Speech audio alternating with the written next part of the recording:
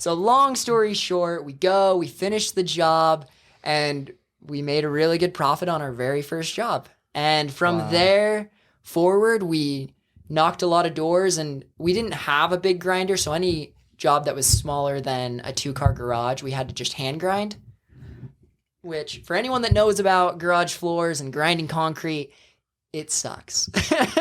We're talking like concrete dust is flying in your face. You're on your hands and your knees, and your hands are just like vibrating the whole time.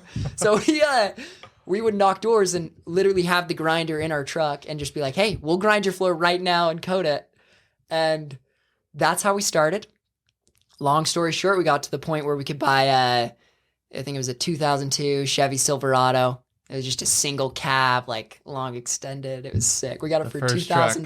Wow. So we bought the truck. We were renting a grinder. We eventually were able to afford a grinder and just slowly kind of kept building it up. And then St. George got to the point where we had a full crew going.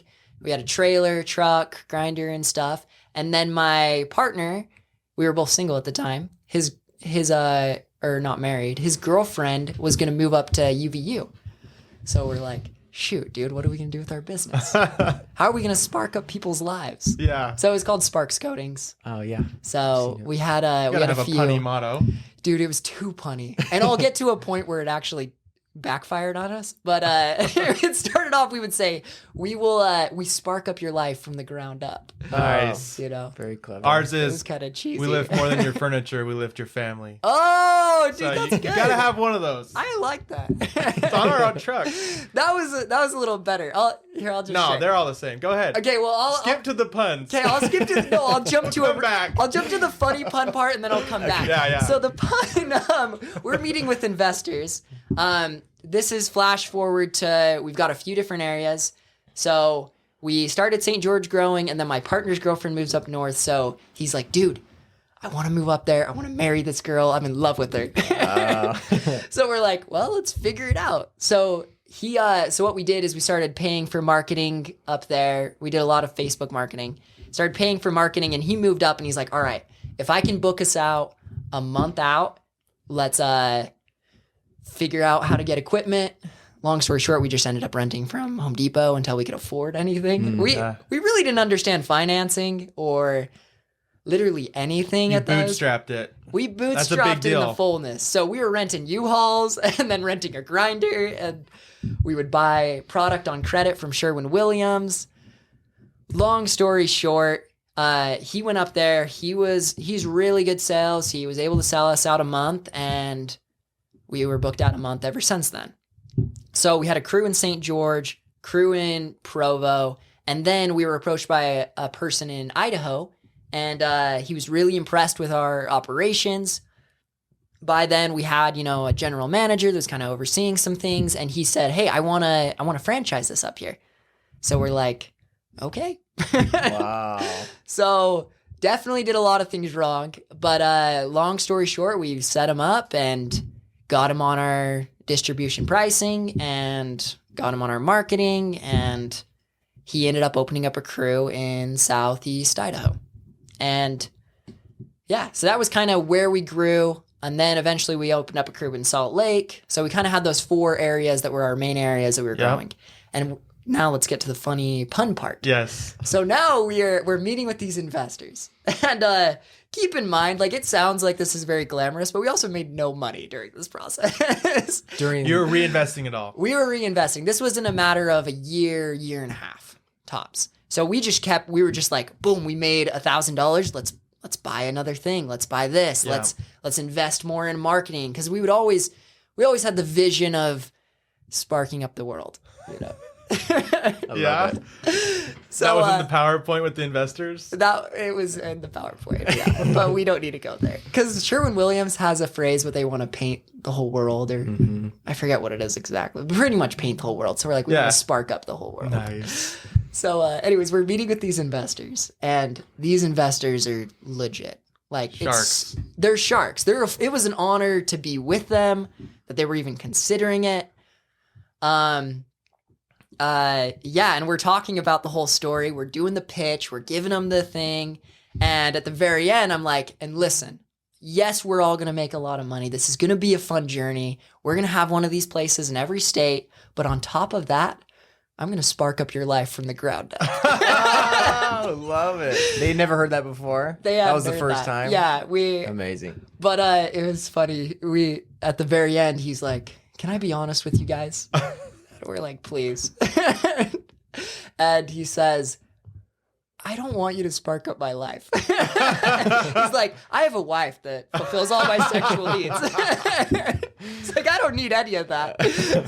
That's awesome. So you misunderstood your offer. He misunderstood. So I hope if anyone is listening to this that did hear that, it was not sexual. I was single at the time, but that was not the case. Now you know why you had so many widows calling you for concrete coating services. You have no idea. They want you to spark up their lives. You actually have no idea how many old people loved us. Yeah. Like, we would get into one of these older communities and we'd end up doing the whole neighborhood, which was fantastic. But they would just come out, they'd watch us, and we would. Yeah. Well, I mean, just a side note on that. First of all, like that's who has the discretionary income, and that's who cares about their garage. Yeah. That's true. Like, that's the demographic that cares what their garage looks like. Yeah. And cares that their garage is just as nice, if not nicer, than their neighbor's garage. Yes. Keeping up the Why Joneses. those like, I mean that jokingly, but like, But not. but like they'll go around like, oh my gosh, you see so and so's, their garage looks so good, and then like, but also it is a way for them to spice up their lives a little bit, is to make those improvements, spark their lives. That's right. I was gonna say that, and I was thinking it, and then I was thought like, the sexual and I was like, okay, but yeah, but it's like it's fun for them. Yeah. It's true.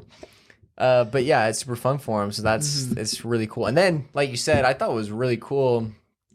You kind of taking advantage of like the Corona economy in a way. And that kind of makes a question I had was maybe a little bit more in that process. Like, why concrete again? Like, you guys and your buddy, you decided, is it because he had experience doing concrete, or did you guys play with more than one idea to go into business with? So let me just take you back to kind of where we were at. So my buddy, his name's Hunter Davidson. He's honestly the biggest stud in the world. So he was extremely smart, loved business. He was only a year older than me. If you want another guy on a podcast, I recommend him, because where he's got Sparks at right now is actually even better. Wow. And they're actually on track to do an acquisition that is fantastic. He lives up in North, but I'm sure you. We do Zoom interviews. Did he marry that girl? Yeah. Okay. They've got a baby. Oh, yeah. Congratulations, It's the Hunter. cutest little kid. Right, Yeah. Hunter? He might listen to this. Tag Hunter. Shout out to Hunter. Yeah, shout out.